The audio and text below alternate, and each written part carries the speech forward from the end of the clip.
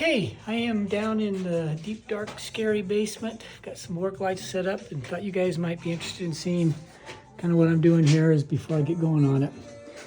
You can see that the previous owner, what they tried to do here was drop a drain in that hole in the floor there. And to get that, they cut this joist right here. You see, it was kind of rotted and looks like it's to boot, but the bottom line is they cut that joist.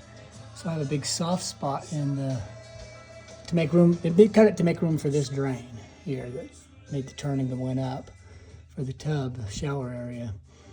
But that's a no-no. So we're going over here and we're going to sister in on this side just because I have this board in the way here. So I don't want to mess with this, and I need to sister another joist next to this. So I'm going to this side, and I'm going to fit it in here, and then span across where they've cut that and pocket it up onto the rim joist over there. So it'll come in and just be nailed basically to this joist all the way back about 8 feet. So it'll give me plenty of support. The trick is going to be getting it up and then wedged above the wires and the pipes and everything, and then slid back into there. And that's the goal.